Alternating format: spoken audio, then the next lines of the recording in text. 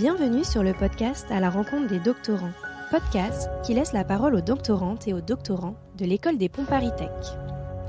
Bonjour, aujourd'hui j'ai le plaisir de recevoir Romain Loiseau qui a réalisé sa thèse en informatique. Bonjour Romain. Bonjour. Alors Romain, tu as effectué ta thèse au sein de l'équipe Imagine au laboratoire d'informatique Gaspard Monge, donc ici à l'école des Ponts ParisTech. J'ai reçu récemment Antoine Guédon, qui faisait partie de ton équipe, que tu connais également, et qui nous avait expliqué son sujet de thèse dans l'épisode 10 du mois de novembre. Alors cette thèse, tu l'as aussi réalisée en co-tutelle avec l'IGN. Donc l'IGN, c'est l'Institut national de l'information géographique et forestière. Explique-nous comment ta thèse fait le lien entre, d'un côté, la géographie, de l'autre, les forêts et l'informatique, ton sujet de thèse. Donc, merci beaucoup pour l'invitation. Donc, mon sujet de thèse s'intitule « Analyse de données 3D du monde réel, efficacité et interprétabilité ». Donc, c'est effectivement un sujet de thèse que j'ai fait sous la supervision de Mathieu Aubry et Loïc Landrieux au LASTIG, le laboratoire en sciences de l'information géographique de l'IGN, et à Imagine, l'équipe de vision par ordinateur de l'école des Ponts ParisTech. En fait, l'IGN acquiert plein de données 3D pour mieux connaître et décrire le territoire. Typiquement, elle va utiliser des lidars, c'est un radar optique qui permet de mesurer la distance entre un capteur et un point d'impact pour représenter et acquérir des données 3D dans un espace. Elle met ses capteurs sur une voiture ou sur un avion et elle essaie de comprendre le territoire, de le décrire, et la plupart de ces données sont en open source. Donc en fait, ce capteur qui est installé sur les avions ou sur une voiture vont un peu scanner le territoire, c'est ça, et donc du coup renvoyer ensuite les données. Exactement. Moi, ce que je récupère, c'est un nuage de points 3D qui est acquis par les équipes de l'IGN en général. Et donc moi, mon travail, c'est d'essayer de comprendre ces données 3D. Comprendre, ça peut vouloir dire plein de choses. En l'occurrence, moi, j'essaie de découvrir des structures. Donc dans ces données 3D, d'essayer de découvrir, de détecter des arbres, des voitures, des bâtiments, pour connaître et décrire le territoire, mais ça peut aussi avoir beaucoup d'autres applications pour le véhicule autonome, par exemple. En l'occurrence, moi, je me suis fixé plusieurs contraintes dans ma thèse. En particulier, j'ai essayé d'être efficace.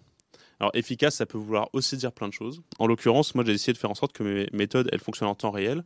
Et un des points clés pour ça, ça a été de prendre en compte la géométrie du capteur auquel je m'intéresse, qui est une géométrie particulière, et de mettre cette géométrie dans mes modèles pour pouvoir analyser les données en temps réel. Et du coup, ce capteur, il ressemble à quoi? C'est une petite caméra physiquement, en fait, pour qu'on s'imagine bien.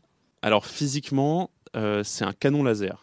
D'accord. Donc le capteur, il lance des rayons laser pour scanner le territoire, et effectivement, il fait la taille d'une grosse caméra. Alors évidemment, la technologie avançant, les modèles sont de plus en plus petits et de plus en plus miniatures.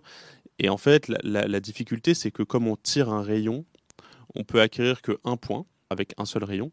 Et donc, il faut beaucoup de rayons et un rayon qui se déplace, si possible, pour pouvoir scanner un espace autour d'un véhicule ou sous un avion. Et c'est pour ça qu'on a une géométrie de capteur compliquée, en fait.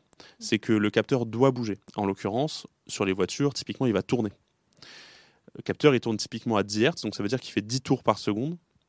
Et il va avoir plusieurs fibres, donc plusieurs rayons qui vont scanner le territoire. Tu parlais des contraintes donc efficaces. Exactement. Et donc je me suis fixé deux autres contraintes. Donc essayer d'être interprétable et de faire du travail non supervisé, de faire de l'apprentissage non supervisé. La première contrainte d'interprétabilité, en fait, elle répond à un objectif d'explicabilité des modèles de deep learning actuels. Et en l'occurrence, moi, j'ai essayé de faire en sorte d'avoir des modèles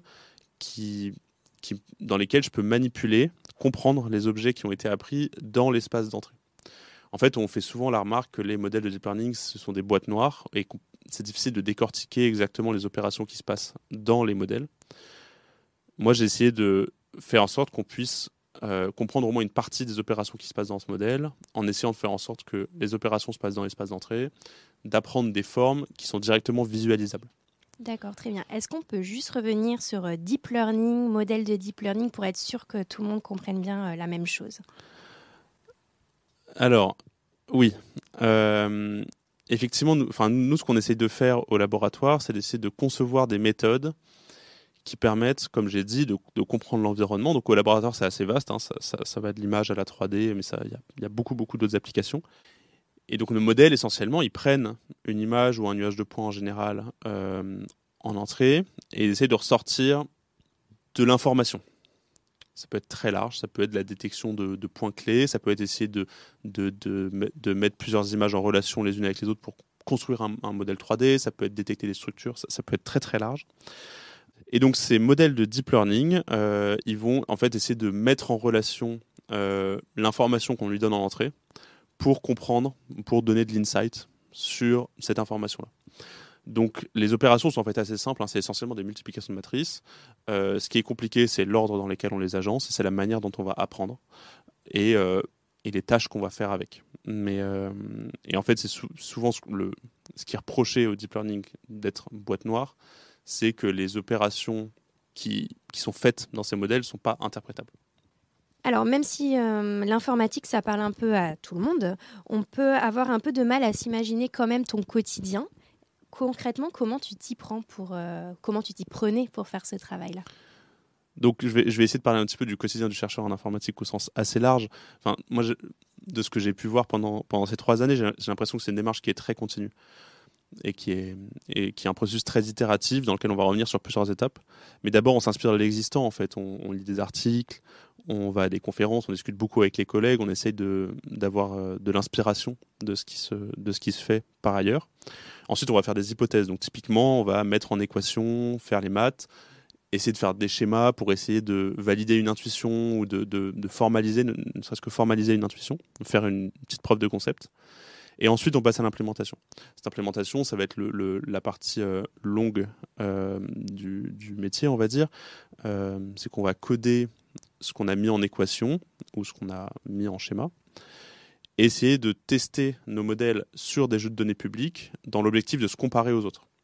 Moi, ce que j'ai envie de montrer, c'est pourquoi est-ce que l'innovation que je propose dans mon modèle, elle permet de faire mieux que ce que font les autres. Mieux, ça peut vouloir dire plein de choses. Ça peut vouloir dire plus efficace, plus vite, plus performant, mais ça peut vouloir dire plein de choses. Et ensuite, on partage à la communauté. Le partage à la communauté, il se fait par la publication d'articles scientifiques, et en l'occurrence, en informatique, en particulier à Imagine, et puis à Olastig, on fait en sorte de mettre le plus possible nos modèles et nos données en open source pour que n'importe qui puisse reproduire nos résultats. Donc évidemment, c'est un processus qui est très itératif, c'est pas du tout linéaire, et en fait, on revient sur une étape, sur l'autre, jusqu'à ce qu'on arrive à avoir quelque chose qui soit présentable à la communauté. Et en fait, j'allais dire que l'objectif, c'est l'article scientifique, mais en fait, je pense pas que ça soit vrai. Et je pense que la plupart des chercheurs diront pas que l'objectif, c'est l'article scientifique. En fait, l'objectif, c'est d'essayer de découvrir des choses, d'innover et de faire des choses qu'aujourd'hui, on ne sait pas faire. Et c'est ça qui est super chouette dans le métier de chercheur, dans la recherche, que ce soit en tant que doctorant ou en tant que chercheur, je pense. C'est de découvrir, de faire des choses que personne d'autre n'a réussi à faire.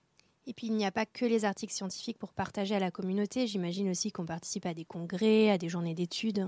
Oui, exactement. En général, ça se structure quand même autour d'articles parce qu'en fait, ça sert de base à la discussion. Mais évidemment, oui, ça va avec les conférences, avec les présentations assez largement. Et d'ailleurs, l'exercice qu'on fait aujourd'hui, ça fait partie de ça, de la diffusion de la connaissance au sens plus large. Plus large. Un petit peu au-delà de la communauté scientifique. Mais... En dehors de la communauté de scientifiques, en effet. Alors, revenons un peu sur ces modèles dont tu parlais tout à l'heure. On a beaucoup parlé de modèles. Comment ils fonctionnent? Comment tu as travaillé, en fait, pour les, comme tu disais, perfectionner, en fait? Oui, donc du coup, moi, j'ai essayé de travailler un petit peu sur 2 volets, en 2 grandes parties. J'ai d'abord essayé de faire des algorithmes qui soient efficaces pour l'analyse d'acquisition 3D. Et j'ai aussi essayé de faire des algorithmes qui sont interprétables et non supervisés pour découvrir des structures dans ces acquisitions. Dans le premier volet, c'est un apprentissage qui est totalement supervisé. C'est-à-dire que mon nuage de points, que je vais donner en entrée, je vais commencer d'abord par l'annoter. Donc je vais lui dire explicitement, voilà une voiture, voilà un arbre, voilà un bâtiment. Et ensuite, je vais demander à mon modèle d'apprendre, étant donné ce que je lui ai montré, de donner à noter. La spécificité, c'est que j'ai envie que le calcul puisse se faire en temps réel. Pour ça, on a pris en compte la géométrie du capteur, c'est un petit peu ce que je vous racontais au début du podcast. On a un capteur qui tourne et en général, c'est pas pris en compte dans les modèles actuels. Et en fait, nous, en explicitant cette géométrie à l'intérieur même du modèle, on a réussi à avoir des résultats qui sont à l'état de l'art de la segmentation sémantique, c'est la séparation en différentes classes de mon nuage de points, tout en étant 5 fois plus rapide et 50 fois plus petit par rapport au modèle concurrent. Concrètement, cette séparation en différentes couches de nuages de points, ça va être différents éléments, c'est ça? Exactement. En fait, ce que je fais, c'est que je demande à mon modèle de colorier chacun des points d'entrée d'une certaine couleur dépendante de la classe. D'accord. Autrement dit, il va être capable de détecter des objets, des voitures, des arbres. Oui, parce que des par exemple, structures. si on prend l'exemple d'une ville, il y aura plusieurs objets différents, les voitures, les piétons peut-être. Exactement. Ouais. Donc c'est tout un enjeu pour que ce soit pour la connaissance du territoire ou pour le véhicule autonome, encore une fois, parce que en fait, on a à la fois pour le véhicule autonome, c'est crucial de calculer cette segmentation sémantique en temps réel pour comprendre l'environnement, et à la fois pour la connaissance du territoire, au vu de la quantité de données annotées, enfin de données acquises, pardon, c'est important d'avoir des modèles qui soient efficaces. Et je reviens un petit peu sur la difficulté, en fait. Hein. On comprend que typiquement, pour du véhicule autonome, j'ai un capteur qui tourne sur le toit d'un véhicule qui bouge, avec d'autres véhicules et d'autres piétons qui bougent autour, avec un ordre de grandeur de 1 million de points par seconde acquis environ. Il y a déjà des modèles qui existaient à la base. Toi, tu as cherché à les perfectionner. Sur quels critères? Donc, il y avait le temps réel, peut-être? Donc exactement, donc il y avait le temps réel, comme je disais, et donc je vais parler du deuxième volet de mes travaux, où j'ai essayé de faire des algorithmes qui soient interprétables et non supervisés pour la découverte de structures. Là, c'est totalement différent du premier projet. En fait, là, je ne vais pas dire à mon modèle si jamais il existe des arbres, des piétons, des bâtiments. Je vais juste lui dire, voici un nuage de points d'entrée, essaye de le reconstruire en utilisant un faible nombre de prototypes. 5-6 prototypes, 5-6 formes prototypiques que tu as le droit de placer à ta guise dans le nuage de points d'entrée pour le reconstruire.